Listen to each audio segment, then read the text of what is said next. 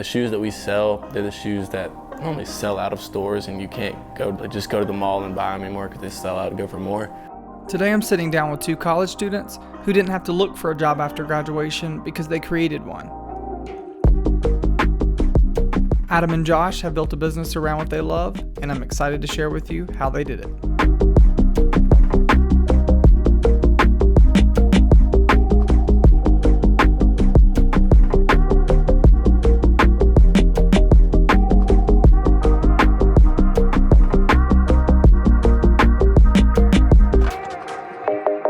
So this is like a long way from where you started.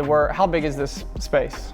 5,600 square feet. 5,600 square feet. I'm assuming you did not start, actually I know you did not start with 5,600 square feet. You started this business while you were students at USC in Columbia, right? So I was flipping shoes all through high school and stuff. We both have always just hustled and sold stuff, bought stuff for less and sold it for more. And once I moved to USC, he moved in with me, and then I started selling him some shoes at a price where he could make profit. And he sold them all in one day. And so we started with exactly 54 pair of shoes. I remember it was $4,300 worth of shoes when we started. We were like, man, there's really nowhere in Columbia like this. We could kind of really do this and do it our own way. And it was an idea in June. We worked on it in July, and then I think we opened in August. September 1st. September 1st. We had paint and put all the shelves up. And we had a little 800 square foot place on Rosewood, and we had to spread all these shoes out on these 4 shelves we had to make it fit. Is there some element of feeling crazy when you're doing that? A little bit, we're doing this, but we'll see. And it was rough at the beginning. I mean, there was some days where 2 or 3 people would even just come in the door, and we wouldn't sell anything. It was a time we were man, what are we doing? Why are we doing this? I was getting Snapchats from all our friends, and they're out drinking by the pool, and we're just going to the beach and just sitting in a store selling 2 pair of shoes a day. We kind of sacrificed the end of our college life, I guess. It was no more once you're done with class, going home and going by the pool. And the shoes that we sell, they're the shoes that normally sell out of stores, and you can't just go to the mall and buy them anymore because they sell out and go for more. And so we've kind of offered that to Columbia for the first time, really. I was thinking about music culture and film culture and all these different sports and all that, but I don't know a lot about it, so I'm just gonna ask you.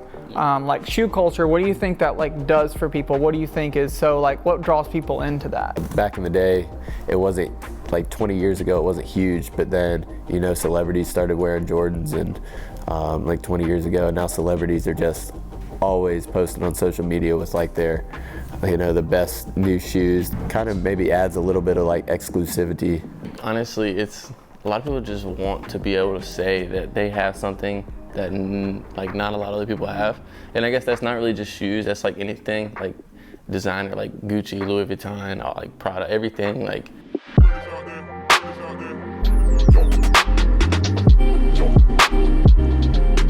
I think a lot of people that are in college, and we have a younger audience for sure, is everybody's waiting that moment when you get that degree to say, all right, now I'm gonna go live my life and have this career. What made you guys before that moment be we're gonna go do this now? We didn't think it was gonna do this. We both were if we open up a business while we're in school taking classes, even if it doesn't make anything, someone's gonna hire us. We're gonna get a job somewhere. Yeah, we're gonna, it was still definitely serious at our first store, but when we moved here, that's kind of around the time when I turned down a job offer because I wanted to make this my career. And then I just sat there and realized dang, we really made this whole thing happen. And you were taking 18 hours, and I was taking 16 hours every semester, and then in between that, coming back in here and working 40 to 50 hours a week. He's about to sell some shoes if you want to come get that home. So were you looking for cash on them, man? Yeah, preferably. Okay. Do you have a price you were looking for? Really, anything over 7. I don't really want to lose money on them. Okay. Let's see. If you're wanting 700, man, I can do that. Yeah? Yeah. Yeah, I'm good with that. I really believe that 80 to 90% of people look at successful people and just think it was handed to them, somebody gave them all the money, they didn't have to work for it, they're just lucky, they're spoiled brats and their parents gave them everything.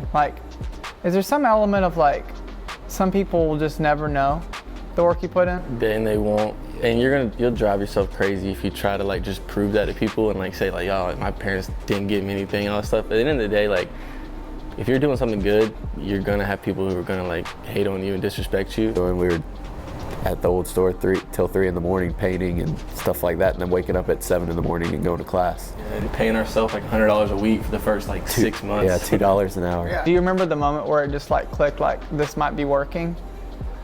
I know the moment exactly for me. I think about that all the time. Like we got broken into at the old store, and you know, obviously that wasn't the moment when I realized that it was working. But no, we got broken into and it sucked like really bad. But like we were talking about it the other day, like we had a sale the next day and probably like we sold more than we ever had before. And then a couple weeks go by and you know, we had gone to a couple shows and like we had made back what we lost, and we basically tripled what we had by somebody breaking in. And that kind of gave us a little bit of drive and just kind of made us want it that much more.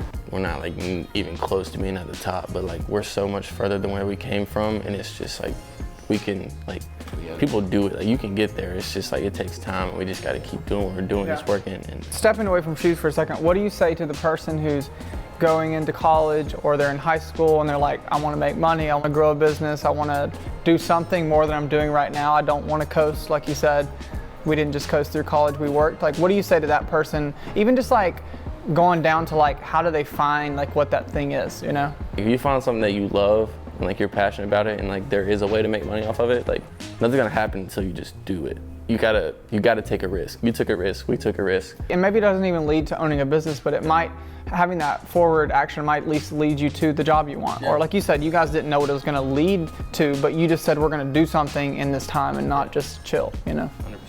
Before we were here, I guess like you would go to the mall and you'd have to buy a brand new pair of shoes for retail for like $220 plus tax, you know, $240, whatever. And so now here you can come and spend $80 or $100, get a perfectly fine pair of shoes and be good to go.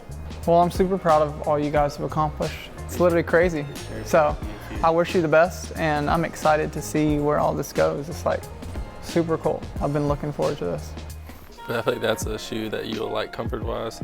I don't know, it's like wearing like a Michael Kors watch to jump into like a Rolex or something like that, like in the shoe world. I don't know, I just have never seen myself wearing this kind of shoe. I love Jordan 1s. They go with everything. That color is gonna go with everything. I wouldn't suggest keeping the red laces in. We put the black ones or white ones in, and they're gonna look really good. What are you guys wearing right now? That's what I want to know. These are one of my favorite shoes. These are what the Kobe 8s. They're the same pair, and they look crazy, but they came out probably like 6 years ago. It's just, this is like my favorite shoe of all time, probably. It's not like the most hyped up or anything. I like Kobe a lot, and I just love the crazy colors about them. But these are the best thing out right now, honestly. The Jordan 1s are my favorite. Just like the silhouette is by far my favorite. And then this is Travis Scott's version of them. He just dropped them. Got the reverse swoosh on there. Never been done before. Thank you guys so much for watching today's episode. I hope you're able to take something away from this and apply it to your business or into your life. Also, subscribe below for more business content with business leaders, entrepreneurs, creatives. It's my goal for you guys to be inspired by this content as I'm sitting on this couch also learning from people, and it's helping me grow as an entrepreneur and a creative, and I hope it does the same for you.